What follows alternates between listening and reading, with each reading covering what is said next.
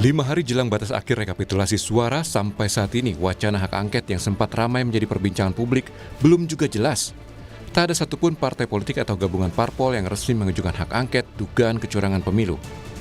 Ketua DPP PDI Perjuangan, Komarudin Watubun menilai hak angket adalah inisiatif semua partai politik, bukan menjadi tanggung jawab PDI Perjuangan sendiri.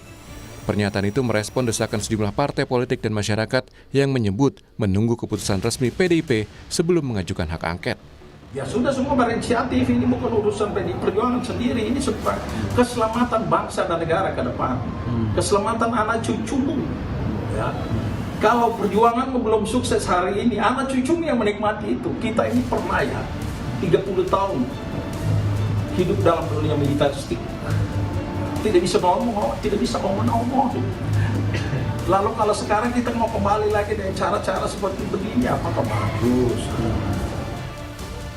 Sementara fraksi PKB melalui anggotanya Luluk Nur Hamidah memastikan PKB tak mundur dari rencana mengajukan hak angket. Pembicaraan dengan sejumlah politisi dari PDI Perjuangan dan Nasdem juga terus dilakukan untuk mematangkan pengajuan angket. Menguatkan niat kita dan juga sekaligus mendalamin berbagai substansi yang terkait dengan hak angket ini, yang secara khusus mungkin bisa kita sampaikan bahwa kita ini ingin membongkar terkait dengan dugaan apakah benar terjadi penyalahgunaan kekuasaan yang menggunakan semua instrumen negara, instrumen kekuasaan, baik itu melalui politik APBN, apakah itu kemudian dengan dugaan adanya keterlibatan aparat penegak hukum misalnya, ataukah kemudian juga penggunaan ASN atau birokrasi, atau bahkan sumber daya negara yang lain seperti kementerian atau BUMN, termasuk juga mungkin aparat keamanan dan lain-lain, yang ini semuanya harus bisa dijawab melalui hak angket. Setelah ramai isu pengguliran hak angket di DPR, kini TPN Ganjar Mahfud juga bersiap untuk mengajukan gugatan di Mahkamah Konstitusi perihal dugaan kecurangan pemilu. Bahkan TPN Ganjar Mahfud menyiapkan Kapolda sebagai saksi di MK. TPN meyakini telah terjadi kecurangan pemilu yang terstruktur, sistematis, dan masif. Juga nanti mungkin salah satunya adalah tim yang kemudian menangani ataupun mendatangkan serta membuat para saksi untuk bisa hadir ya di dalam konteks nanti bersaksi. Nah ini jadi memang pekerjaannya tidak mudah, apalagi target daripada TPN ingin kemudian menargetkan bahwa ini terjadi satu kecurangan yang TSM, ya, terstruktur, sistematis, dan masif. Sementara tim kampanye nasional Prabowo Gibran siap menghadapi gugatan di MK. Wakil Ketua Umum Partai Gerindra Habibur Rahman menyatakan, secara aturan undang-undang masalah kecurangan terstruktur, sistematis, dan masif harusnya diselesaikan di Bawaslu. Bahkan dia juga mengklaim justru Prabowo Gibran menjadi korban kecurangan TSM. Soal TSM, kami juga percaya diri bahwa justru sebaliknya, kami ini sebenarnya ya adalah korban dari kecurangan yang TSM, walaupun kami menang, ya. Walaupun kami menang, karena dari kasus-kasus yang sudah terbukti banyak sekali mengarah bahwa memang TSM, mulai dari kasus PJ Bupati Sorong, ya, kemudian kasus kepala daerah yang dinyatakan oleh Bawaslu memang sudah melanggar. Lalu kasus-kasus kementerian-kementerian yang digunakan untuk pemenangan paslon di luar paslon kami. Jadi apakah secara prosedural, ya, apakah secara substansi, kami insya Allah percaya diri menghadapinya. Kini tinggal menunggu kebijakan politik apa yang akan dilakukan para elit partai. Apakah akan mengajukan hak angket di DPR atau melayangkan gugatan ke Mahkamah Konstitusi. Tim Liputan, Kompas TV. Layu sebelum berkembang, saudara, entah apa yang menjadi faktornya. Apakah pertimbangan politik atau hal lain? Hingga kini wacana hak angket untuk penyelidikan dugaan kecurangan pemilu tidak juga diusulkan. Lalu kini tim pemenangan nasional Ganjar Mahfud merencanakan untuk mengajukan sidang sengketa gugatan kecurangan pemilu di Mahkamah Konstitusi. Lalu bagaimana sebenarnya para elit politik menyelesaikan hal ini? Apakah betul akan mengajukan hak angket atau hak angketnya justru batal dan diajukan dan beralih gugatan ke MK? Pagi ini akan kita bahas dengan sejumlah narasumber melalui daring, diantaranya anggota Timnas Amin sekaligus Ketua DPP PKB Daniel Johan, anggota TKN Prabowo Gibran yang juga Wakil Ketua Umum PAN Viva Yoga Mauladi, serta kuasa hukum TPN Ganjar Mahfud Vincentius Mendrova. Nanti juga akan bergabung bersama kami ada analis politik dari UGM. Saya ke Bung Vincent dulu deh. Bung Vincent, Anda mengatakan bahwa tim Anda mengatakan akan ada saksi yang disiapkan untuk bersaksi, dan yang mengejutkan katanya Kapolda katanya ya, ini aparat penegak hukum yang akan bersaksi untuk sejumlah dugaan kecurangan pemilu. Dan kalau kita bicara kecurangan kan bukan hanya teknis suara saja ya, tapi ada beberapa tindakan yang juga harus diluruskan dalam konteks kecurangan. Apakah betul demikian? Ya, yang pertama kalau berkaitan dengan materi gugatan di MK, tentu segala bukti-bukti tentu kita sudah siapkan ya jauh sebelum apa namanya hari sekarang kita sudah menyiapkan berkaitan dengan bukti-bukti, baik itu yang berupa saksi, bukti-bukti dokumen dan saksi ahli yang akan nanti kita hadirkan di persidangan di MK. Jadi tentu siapa yang akan jadi saksi, siapa orangnya, apa yang diketahui, apa yang dilihat, apa yang dirasakan oleh saksi, tentu kami tidak bisa mengungkap di sini karena itu merupakan materi dari persidangan itu sendiri. Namun pada prinsipnya dari tim hukum Ganjar Mahfud sudah menyiapkan dan sudah hampir masuk dalam finalisasi draft permohonan sengketa Pilpres di MK. Oke. Kemarin Kompas TV juga sempat berbincang dengan Bang Todung Mulya Lubis. Ini yang menyebut awal bahwa akan ada saksi Kapolda yang bersaksi di Mahkamah Konstitusi untuk memberikan kesaksiannya. Tapi saya juga melihat pernyataan dari Polri sepertinya itu tidak mungkin katanya, karena hingga saat ini tidak ada yang Kapolda yang meminta izin untuk bersaksi di MK. Bagaimana Anda melihat ini, Bung Vincent? Ya, pada prinsipnya saksi-saksi yang akan dihadirkan nanti di persidangan ini tentu kan memang tadi saya sudah sampaikan bahwa kalau berkaitan dengan identitas ini kita juga sangat menjaga apa namanya, karena bagaimanapun saksi ini harus juga dijaga keselamatannya. Jadi untuk saat ini kami tidak bisa mengungkap siapa dan orangnya siapa, dia Kapolda menjabat mana, apa, begitu ya? dia tinggal di mana. Ya? Jadi kami tidak bisa menyebutkan konkret. Namun pada prinsipnya bahwa tim kuasa hukum dari Ganjar Mahfud sudah sangat siap untuk mengajukan gugatan di MK. Sebagaimana yang sering kami sampaikan bahwa kuat dugaan dan cukup meyakinkan atau sangat meyakinkan bahwa Pilpres di 2024 ini kami melihat bahwa ini terstruktur, sistematis dan masif, dan ini nanti yang akan kita buktikan di persidangan di MK.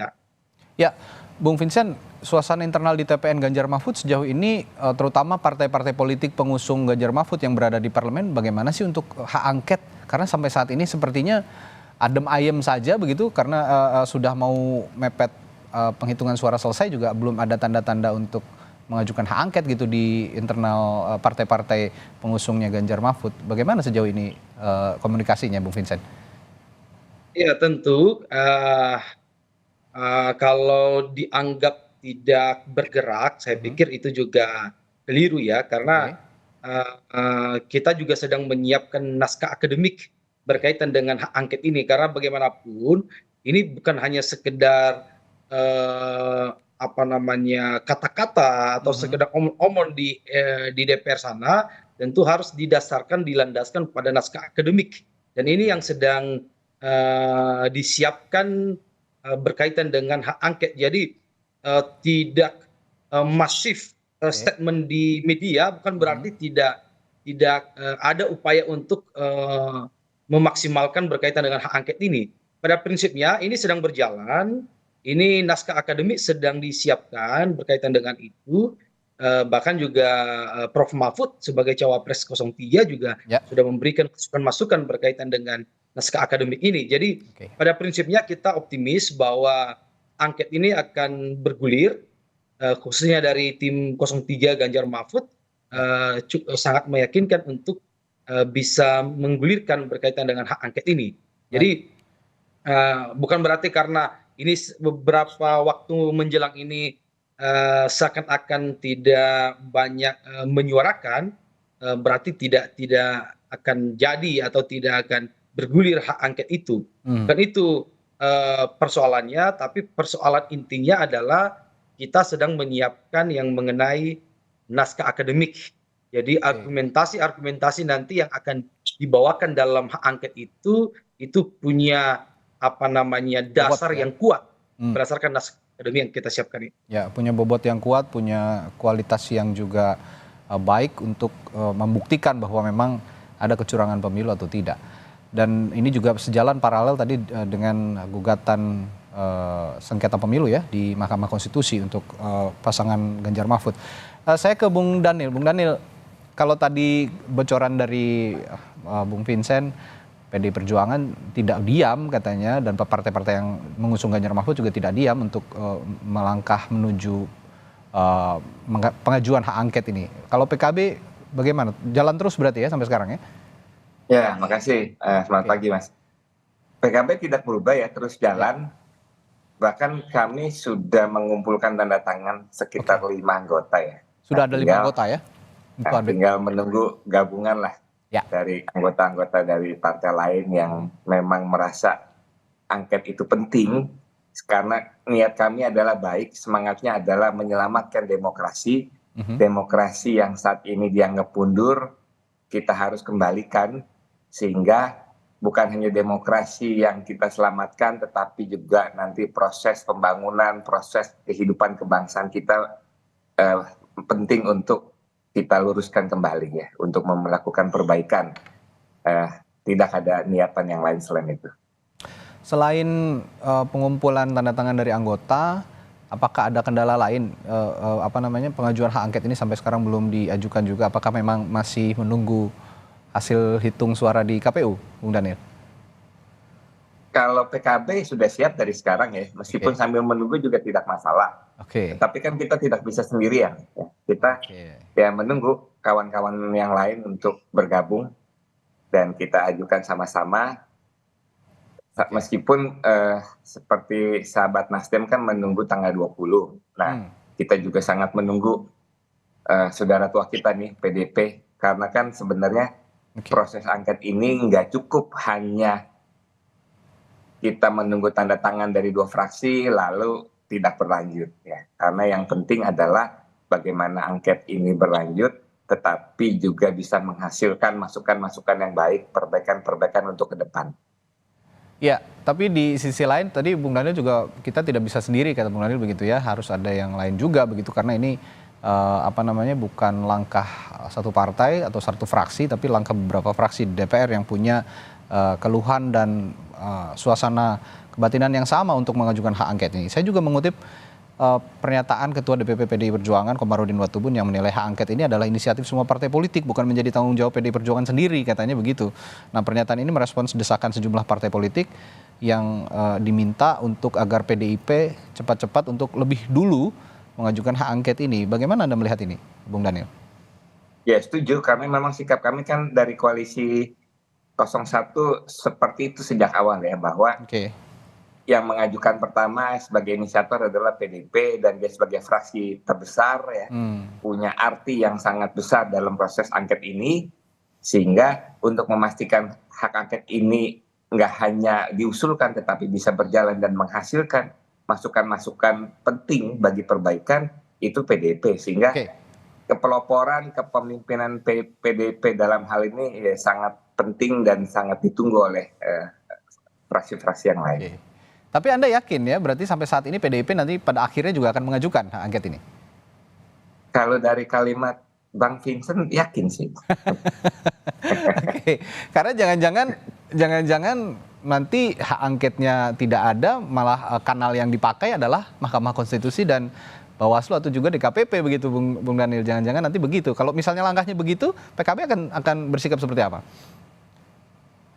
Kalau semangat hak angket kami tetap ya, karena bagi kami untuk mengungkap, menghasilkan poin-poin politik perbaikan itu nggak cukup di MK, karena MK kan sangat teknis perselisihan hitungan angka ya. Tetapi masukan secara politik, membedah undang-undang, mengawasi pelaksanaan undang-undang itu kan adanya di proses hak angket ya.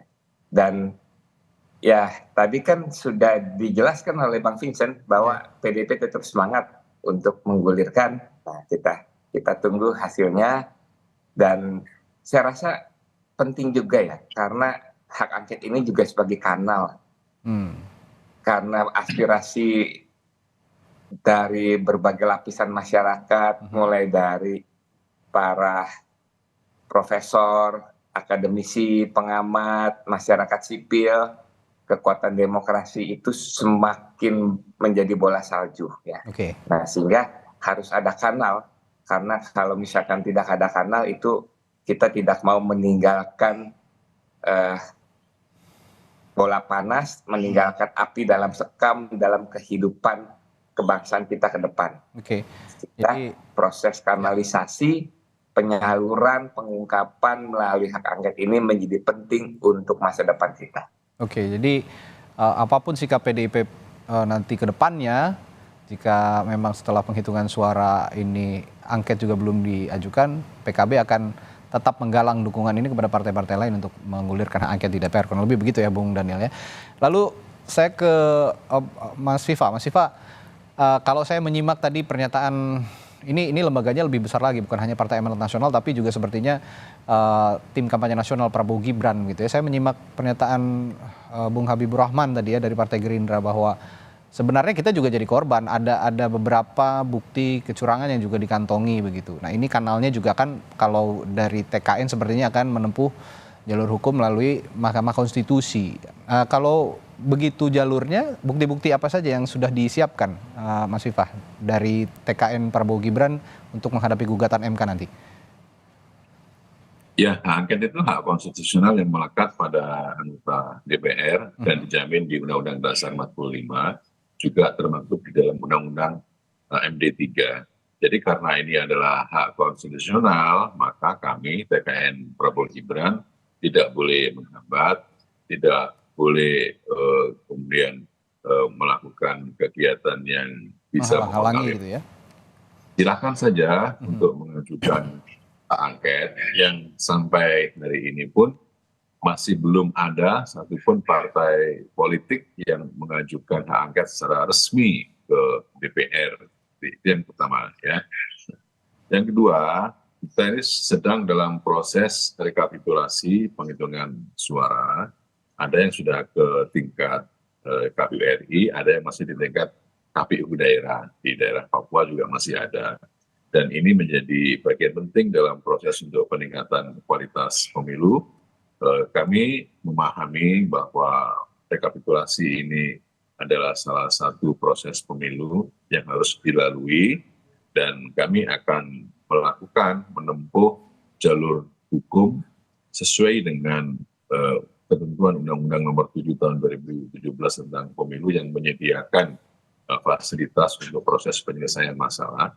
Kalau bersifat administrasi yang akan menyelesaikan Bawaslu, kalau bersifat etika penyelenggara yang akan menyelesaikan adalah DKPP, dan ketika ada potensi perselisihan hasil pemilu yang akan menyelesaikan ke Mahkamah Konstitusi.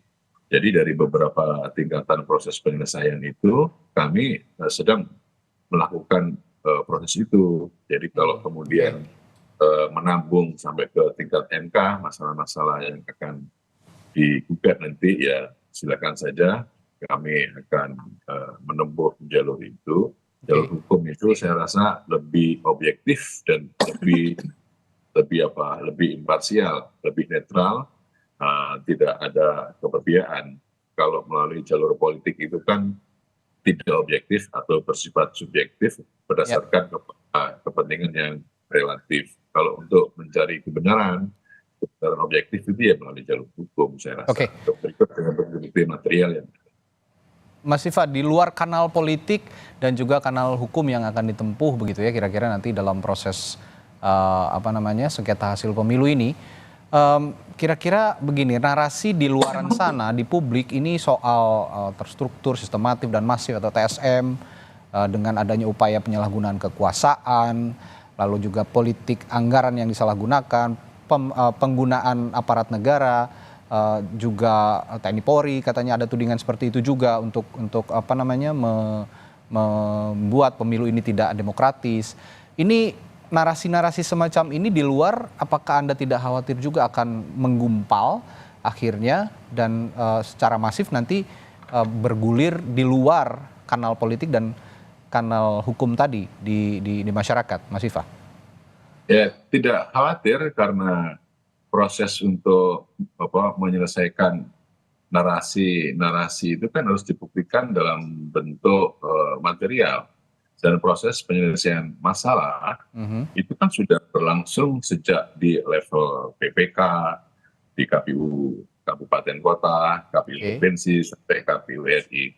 Kalau kemudian ada dugaan TSM ya harus disertai dengan bukti hukum yang ada alat bukti, ada bukti material yang menjadi dasar terhadap tuduhan-tuduhan yang saya rasa dari sisi kejelasan soal bukti itu ya tidak ada sama sekali, karena jangan sampai kemudian melakukan narasi yang negatif atau menempuh jalur politik pada kita masih melakukan proses rekapitulasi itu ada anggapan masyarakat karena berpotensi kalah terus kemudian menempuh jalur angket. Jangan sampai masyarakat mempunyai anggapan seperti itu, dan kami meyakini bahwa masyarakat itu akan melihat, menilai, dan akan menjadi bagian dari proses pendidikan politik rakyat. Dan selama ini kita mengetahui setelah pemilu selesai dan suasana sekarang kan relatif kondusif dan mempercayakan kepada institusi-institusi negara yang mampu untuk menyelesaikan proses penghitungan dan proses pertikaian sengketa pemilu kalau nanti ada melalui Mahkamah Konstitusi. Dan sekarang masyarakat berharap bahwa menunggu hasil keputusan KPU tanggal 20 Maret ketika nanti ada sengketa akan diajukan ke Mahkamah Konstitusi, dan masyarakat juga bisa menilai hasil dari quick-count, real-count. Saya rasa tidak akan berbeda secara signifikan dengan pemilu KPU nantinya, seperti yang sudah dalam pemilu sebelumnya. Baik. Oke, setelah ini nanti saya juga tanyakan ke Bung Daniel dan Bung Vincent. Ini ada lembaga pemantau pemilu independen, Koalisi Masyarakat Sipil Kawal Pemilu. Ini menyatakan tidak ada kecurangan dalam pemilu 2024, termasuk juga Pilpres 2024. Ini dinyatakan beberapa hari lalu dan juga sudah diutarakan di hadapan publik. Nah, saya akan minta responsnya bagaimana dari Bung Daniel dan Bung Vincent setelah jeda di Sapa Indonesia Pagi. Tetaplah bersama kami. Masih membahas hak angket yang dinilai sebagian publik layu sebelum berkembang. Apakah demikian memang adanya? Faktanya seperti itu. Kita masih membahasnya bersama sejumlah narasumber. Ada Mas Viva Yoga Mauladi dari Partai Amanat Nasional, Bung Daniel Johan dari PKB, dan Bung Vincentius dari TPN Ganjar Mahfud. Saya tadi menanyakan ke Bung Vincent sama Bung Daniel. Ke Bung Vincent dulu. Ini ada fakta bahwa Koalisi Masyarakat Sipil Kawal Pemilu yang menyatakan tidak ada kecurangan katanya dalam pemilu 2024. Ini yang dinyatakan langsung oleh lembaga pemantau pemilu independen di luar penyelenggara pemilu. Respons Anda melihat pernyataan Koalisi Masyarakat Sipil ini, Bung Vincent? Ya, jadi pertama tentu kita hargailah apa pendapat dari kawan-kawan kawal pemilu. Kita itu bagian dari hak demokrasi dari kawan-kawan pemilu. Hanya saja begini, berkaitan dengan statement itu, semestinya itu kita juga harus hati-hati ya menyampaikan itu. Kalau kemudian kita berdasarkan pada rilis Bawaslu misalnya, Bawaslu sudah merilis bahwa ada 2.000 lebih misalnya ada intimidasi yang terjadi pada saat pemilu kemarin. Ada 2.000 lebih terjadi mobilisasi, ada macam banyak pelanggaran yang dirilis resmi oleh Bawaslu. Nah, apakah kemudian rilis Bawaslu sebagai pengawas pemilu kita, kemudian dengan statement atau pernyataan dari teman-teman kawal pemilu ini mengatakan ke Bawaslu bahwa itu tidak benar? Akan itu jadi menurut saya kan tidak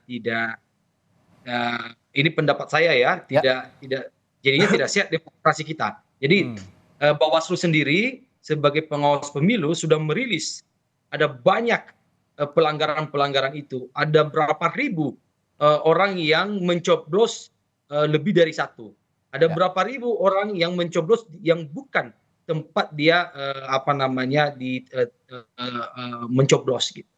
Dan ada berapa ribu terjadi intimidasi di mana-mana. Itu rilis resmi Bawaslu, bukan dari tim Ganjar Mahfud, itu resmi dari Bawaslu. Itu yang terdeteksi, belum yang terdeteksi. Nah, dari statement dari Kawal Pemilu ini, kalau pandangan saya, kalau dengan demikian, ya sangat diragukan ya apa statement itu. Ya kalau kemudian itu menjadi acuan kita, pertanyaannya berarti kawan-kawan Kawal Pemilu mengatakan bahwa Bawaslu sedang menyebarkan hoax berkaitan dengan itu. Kan Jadi ini kan tidak kita tinggal balik aja statement itu kan. Ya, Jadi artinya justru itu ya. apa yang dirilis oleh Bawaslu berkaitan dengan pelanggaran-pelanggaran pemilu itu belum seberapa apa yang kita temukan di lapangan, dan ini nanti materi yang akan kita sampaikan di MK. Jadi kalau kemudian Kawal Pemilu mengatakan, pertama kita hargai sebagai hak demokrasi yang sebagai partisipasi dalam pemilu kemarin, tapi kalau kemudian itu menjadi rujukan, saya pikir ini terlalu terburu-buru, dan ini juga akan mendowngrade apa yang sudah dirilis ya oleh Bawaslu itu sendiri. Ya, itu tanggapan kami kurang lebih seperti. Artinya dari Kawal Pemilu ini, pernyataan dari Kawal Pemilu ini juga tidak bisa dijadikan representasi publik begitu ya, untuk menyimpulkan bahwa saat ini pemilu 2024 ini baik-baik saja begitu kurang lebih ya, Bung Vincent. Ya, memang kalau menurut saya memang sangat tidak bisa dijadikan referensi. Kalau dengan demikian, logika terbaliknya berarti Bawaslu sedang menyebarkan hoax kepada rakyat Indonesia berkaitan dengan pelanggaran pemilu itu. Ini rilis resmi penyelenggaraan pemilu kita gitu ya. Jadi saya pikir ini tidak perlu didengar, dan mungkin juga perlu diklarifikasi juga oleh Kawal Pemilu. Kalau perlu kita data gitu ya. Di forum ini biar kita tanyakan yang mana berarti Bawaslu menyebarkan hoax kan kira-kira begitu. Kalau kata Bung Vincent, berarti Bawaslu menyebarkan hoax gitu kalau Kawal Pemilu menyatakan demikian. Kalau Anda, Bung Dhani, responsnya dari pernyataan Kawal Pemilu yang menyatakan tidak ada kecurangan di pemilu 2024 ini? Ya, saya nggak tahu secara detail ya apa yang menjadi dasar dari sahabat kita Kawal Pemilu. Tetapi rasanya mungkin kalau dilihat hanya sebatas teknis mengupload C1, mungkin saja, tetapi berarti itu mengabaikan begitu banyak fakta-fakta, bukti-bukti, apalagi sampai pemilu, bahwa sejumlah kecurangan, persoalan-persoalan yang tidak sesuai itu terjadi, ya. Sehingga kesimpulan bahwa pemilu berlangsung jujur, pemilu tidak ada kecurangan TSM itu sangat tidak benar dari fakta-fakta yang ada ya. Nah, jadi memang harus diundang juga tuh sahabat Kawal Pemilu untuk adu data menjelaskan apakah hanya sebatas mengupload C1. Nah itu pun kan mereka juga nggak paham proses C1 yang di lapangan seperti apa nanti. Jadi sampai detik ini Anda dari PKB dan juga internal koalisi Amin gitu ya, Anies Mohaimin di Timnas Amin, ini meyakini bahwa proses proses pemungutan suara lalu penghitungan suara juga ada masalah di situ ya. Karena saya kemarin juga menyimak pernyataan dari Mas Anies Baswedan, capres Anda, bahwa kecurangan pemilu itu jangan hanya dipandang pada saat pemungutan dan penghitungan suara saja, tapi pra pemilunya juga harus dilihat bagaimana ada pergerakan-pergerakan dari orang-orang tertentu, pihak-pihak tertentu, terutama perangkat negara yang dijadikan alat untuk melakukan pemilu yang tidak demokratis. Nah, bagaimana Anda melihat ini? Siapa nih, Pak Mas? Ya, Bung Daniel kemarin kan menyimak juga ya pernyataan Mas Anies soal itu ya. Karena kalau pemilu curang itu jangan dilihat pada saat pemungutan dan penghitungan, tapi juga sebelumnya juga harus dilihat. Nah, jadi dalam konteks ini Anda masih meyakini kalau kecurangan pemilu dalam konteks pemungutan dan penghitungan suara itu ada memang ya? Iya, itu emang sejak awal menjadi sikap kita bahwa pemilu itu harus dilihat sebagai satu proses panjang kan, dan bagaimana di dalam proses tersebut itu dilakukan secara baik atau tidak. Apakah dilakukan secara sistematis untuk melakukan intimidasi, untuk memanipulasi hasil atau tidak.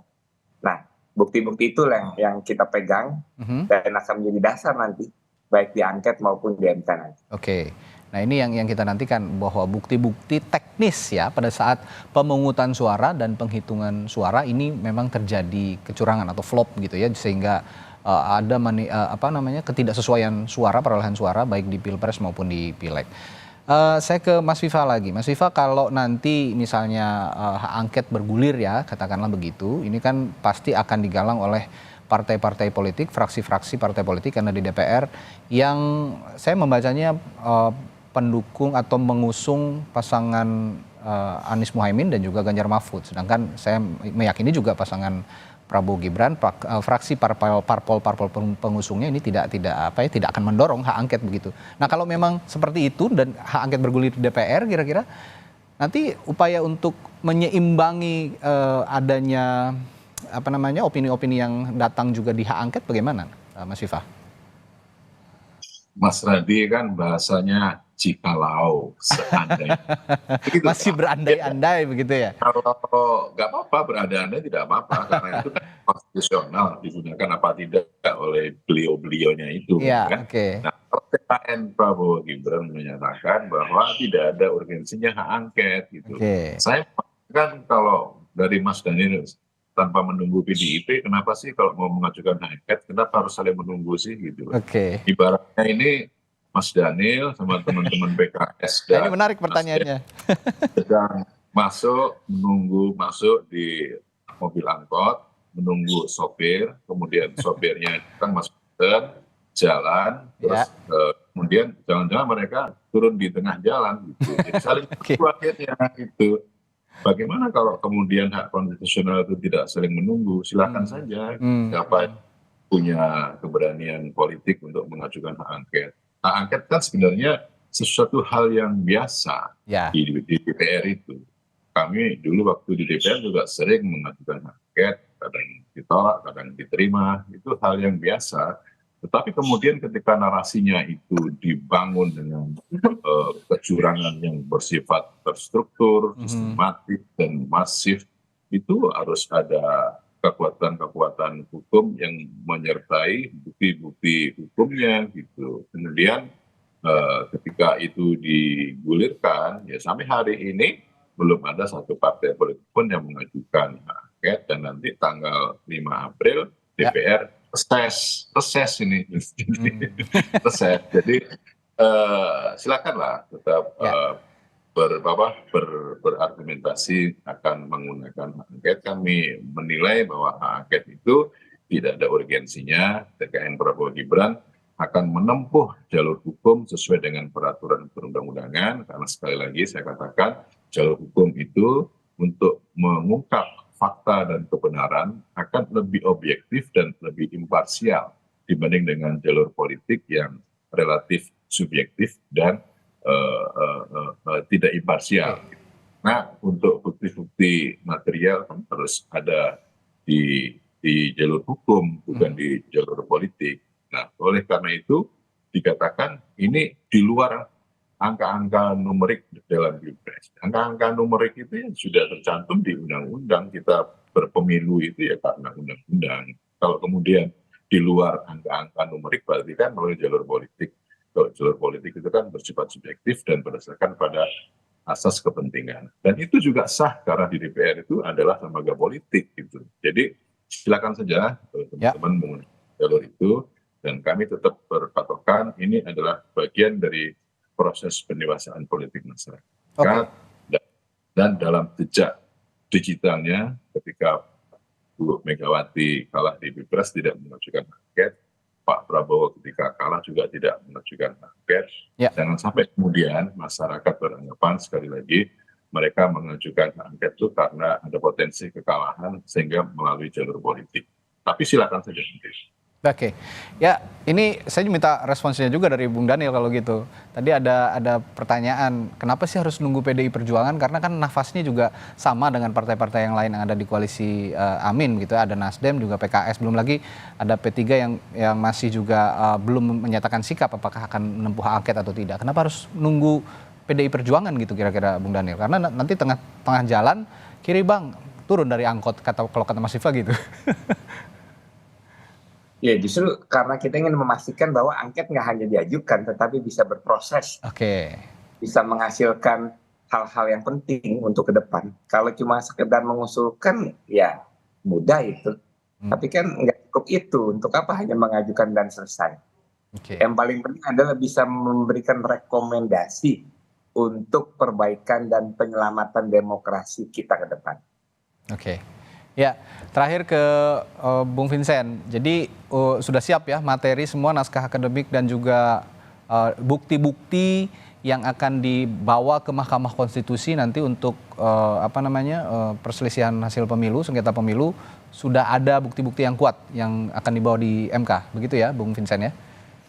Betul, kita sudah menyiapkan, tentu kita tunggu hasil rekapitulasi nasional ya tanggal 20. Tanggal 20 ya. Kita sudah menyiapkan semua bukti saksi dari berbagai daerah dan dokumen di berbagai daerah, karena kan kita mau membuktikan berkaitan dengan TSM itu sendiri. Jadi pada prinsipnya kita sudah menyiapkan draft permohonan gugatan dan kita akan siap apabila memang nanti di KPU ditetapkan Ganjar Mahfud tidak menang atau tidak masuk dalam putaran kedua. Itu kira-kira. Kalau bicara kanal hukum melalui Mahkamah Konstitusi, kita bukan bicara lagi soal menang kalah sepertinya dan juga proses politik di DPR melalui hak angket, bukan lagi bicara menang kalah tapi memperbaiki bersama sistem demokrasi yang sudah berjalan selama ini, diperbaiki yang sudah bagus lebih dimantapkan lagi, yang buruk tentu saja jangan dipakai lagi. Itu kira-kira untuk landasan penyelenggaraan demokrasi di negara kita melalui hak angket maupun MK. Saya yakin juga sama semangatnya untuk memperbaiki kualitas demokrasi di negara ini. Terima kasih sekali lagi Bapak-bapak telah berbagi perspektifnya pagi hari ini. Ketua DPP PKB Daniel Johan, anggota TKN Prabowo Gibran yang juga Wakil Ketua Umum PAN Viva Yoga Mauladi, serta kuasa hukum Tim Pemenangan Nasional Ganjar Mahfud Vincentius Mendrova.